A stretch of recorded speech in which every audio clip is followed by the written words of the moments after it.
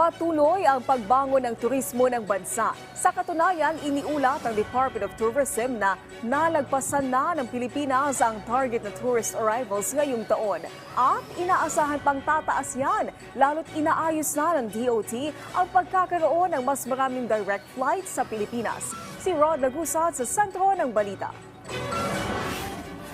Matapos malagpasan ng Department of Tourism ang kanilang target na 4.8 million international tourist arrivals nang magtala ito ng higit 5 milyong ngayong buwan, tinaasan pa ng kagawaran ang target nito para sa 2024 na ngayon ay nasa 7.7 million international tourist arrivals. At kasama sa ginagawa ng kagawaran para maabot ito ay ang pakikipag-ugnayan sa ibang mga bansa tulad sa Italy, UK at France at maging airlines para sa pagkakaroon ng direct flights patungo sa Pilipinas. We have also been in close collaboration with our international aviation partners. Kasali na doon yung Emirates, Turkish Airlines, pati na rin yung Qatar that have actually added more flights to the country, not just to Manila, but also to Cebu and Davao. Overall, we really would like more flights from the US because the US continues to be one of the top source markets for the country.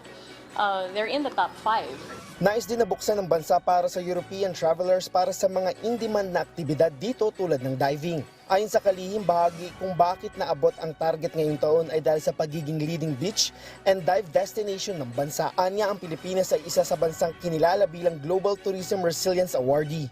We have now recovered 95% of our visitor receipts in terms of international arrivals, and in conjunction with our 7.7 million target for international visitors for 2024, we're hopeful that we can breach the 440 billion mark next year for international receipts. Nananatiling top source markets naman ng bansa ay ang South Korea, China at Japan. Habang tuloy-tuloy ang pagbibigay pansin ng DOT sa diving, golf, health and wellness, medical tourism at maging pilgrimage dito. Kasama din dito ang pagpapalawak ng cruise tourism sa bansa dahil nais ng DOT na mabigyan ng pagkakataon ng iba't ibang mga lokal na pamahalaan na mapuntahan din ng mga ito. Kaugnay naman ang patuloy na promosyon ng turismo sa bansa, ayon sa kalihim, ang Love the Philippines ay mananatili.